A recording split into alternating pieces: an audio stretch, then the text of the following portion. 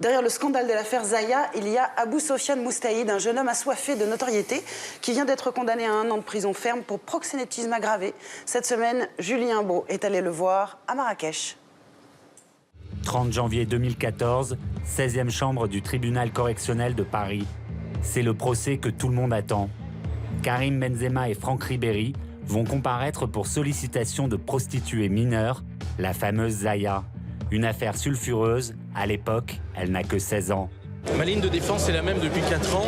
Karim Benzema a toujours expliqué qu'il ne s'était rien passé le 11 mai 2008. Les stars sont les grands absents du procès. Les joueurs de l'équipe de France seront d'ailleurs relaxés. C'est une réaction de soulagement que nous avons parce que cette relaxe enfin arrive. Dans l'ombre de cette affaire, un nom, Abou Sofiane Moustaïd. Ami de Zaya, il est poursuivi pour avoir joué un rôle d'entremetteur rétribué. Mon client est là pour parler de lui, et j'estime que dans un dossier comme celui-ci, il ne devra pas être condamné pour proxénétisme. Après le procès, Abou refuse de répondre aux journalistes. À 35 ans, il est condamné pour proxénétisme aggravé à 2 ans de prison et 10 000 € d'amende. Il a décidé de faire appel. Nous avons retrouvé Abou Sofiane Moustaïd à Marrakech, au Maroc. Salut, welcome to Marrakech. Il a accepté de répondre à nos questions et de nous montrer sa nouvelle vie. Puis l'affaire, ça m'a tellement porté préjudice, le fait de vivre à Paris, que c'était insoutenable, je ne trouvais pas de travail. Donc du coup, j'ai décidé de venir m'installer ici, au Maroc. Abou clame son innocence. Sa version, les juges ne comprennent pas le fonctionnement de la prostitution moderne. Aujourd'hui, il y a une nouvelle génération de filles qui ne sont pas des prostituées, mais qui s'improvisent prostituées occasionnelles. C'est ce qu'on appelle des michetonneuses. Le fait d'appeler des filles pour, pas pour aider à la consommation, mais indirectement, oui. Est-ce que c'est de la prostitution? OK. Alors, si vous considérez que c'est de la prostitution, ça veut dire que tous les patrons de boîtes de nuit, tous les organisateurs de Paris sont des proxénètes. Ce rôle d'entremetteur était-il rétribué? Abou jure que non. J'étais en galère 1 ou 2 fois, et effectivement, il y a 1 ou 2 filles qui m'ont dépanné 100 ou 150 €. C'est vraiment dérisoire. Les sommes sont vraiment dérisoires. Aujourd'hui, l'ami de Zaya continue à organiser des soirées ici, à Marrakech.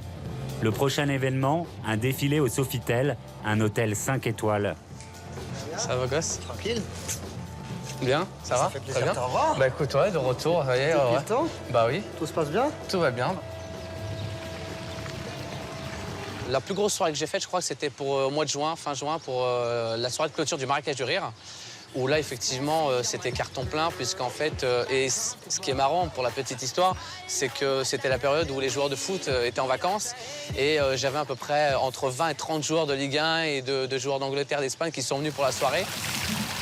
Abou Sofiane Moustaïd a rendez-vous avec le directeur artistique de l'établissement. Donc la date, ouais, le 26, moi ça me va très bien. Comme ça me laisse un peu une petite marge pour la com. Un petit 24 heures pour la création. Ouais. Excusez-moi. Ouais. Excusez-moi. Comment vous avez rencontré Abou Sofiane?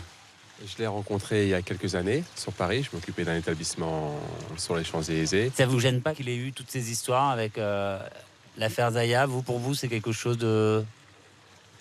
Non, non, ça ne me dérange pas. Non, c'est quelque chose qui je ne juge pas sur ce qu'il a fait, mais sur sa personne. Et moi, je le connais en tant qu'ami et ça me suffit.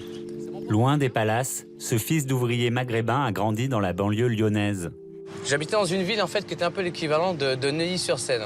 Ça devait se compter sur le doigt de la main le nombre de Maghrébins. Des petits, j'étais bien intégré parce que mes potes me disaient ouais, mais mes parents ils aiment pas trop les Arabes, mais toi ils t'aiment bien parce que t'es un gentil. À 20 ans, attiré par les lumières, le jeune homme tente sa chance à la nouvelle star. Pour Abou, c'est le tournant de sa vie. J'avais un look spécial, hein. Abou jusqu'au bout, là. C'est marrant. Ouais. Et j'avais déjà ma devise, c'était Abou jusqu'au bout, et le mec, il lâche pas l'affaire. Pour atteindre 100 ans, pour atteindre 1000 ans, pour être heureux et ivre. Je veux vivre. Sans commentaire. J'ai tout dit. Je veux vivre.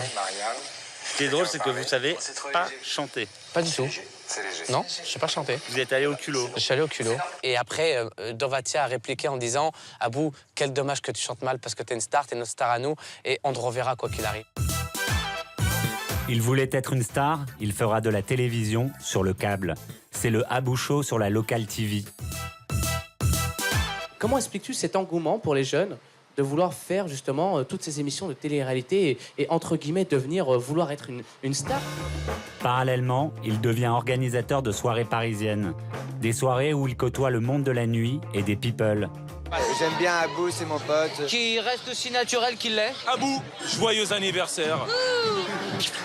Je suis gâté ce soir, franchement, je suis super gâté. Certaines soirées sont très chaudes.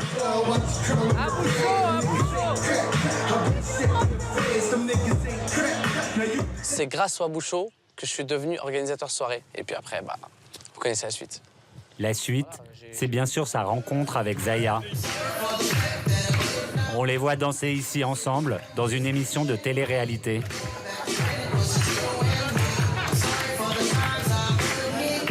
Comment vous avez rencontré Zaya? Zaya, je l'ai rencontrée en début 2008 dans un établissement de nuit très connu sur les Champs-Élysées. C'était pas une prostituée, c'était plus une michetonneuse. Elle profitait de son gars plus qu'autre chose. Le duo ne se quitte plus. Ils font ensemble la tournée des boîtes de nuit sur les Champs-Élysées. Regardez ces images que nous nous sommes procurées. C'était quelques mois avant que n'éclate l'affaire Zaya.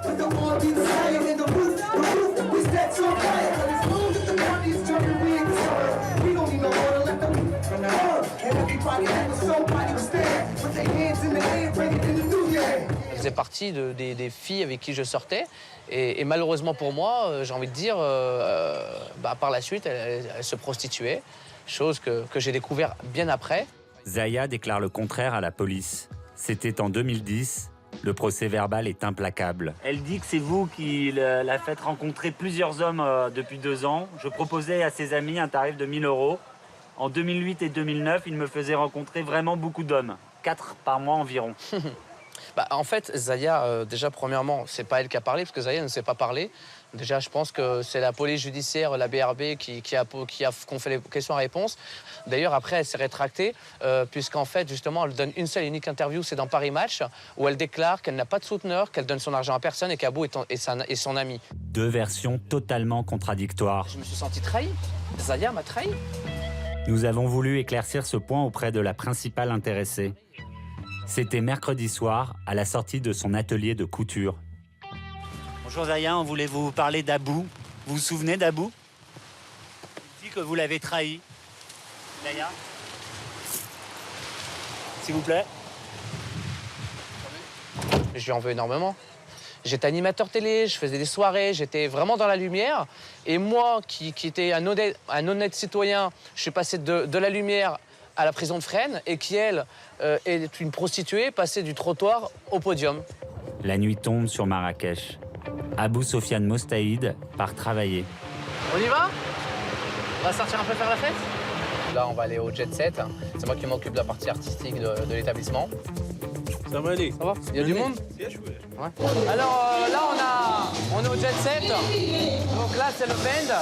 Et là, on va aller en loge. Messieurs, dames, bonjour. Bonjour. Le chant. Ça va? Mon régisseur. Ça, c'est les meilleures danseuses orientales de Marrakech. Allez, dépêche-toi, vite. Allez, vite. Allez, le sourire, hein. Zakir, le sourire. Vous êtes quand même brûlé dans les nuits parisiennes. Vous avez perdu des plumes, enfin je sais pas comment le dire. Et pourtant vous y retournez quoi. J'y retourne parce que c'est la seule chose que je sais faire, tout simplement. La nuit ne fait que commencer pour Abou. Direction maintenant le Sceau, un club branché de Marrakech. Je présente Doha, une amie à moi. Salut. Ça va? Doha n'est pas très bavarde. Vous avez rencontré Abou comment? Moi? Ouais. On s'est rencontrés comment? Dis la vérité, en soirée. Ouais. C'était au théâtre là. Au théâtre, ouais. Théâtre.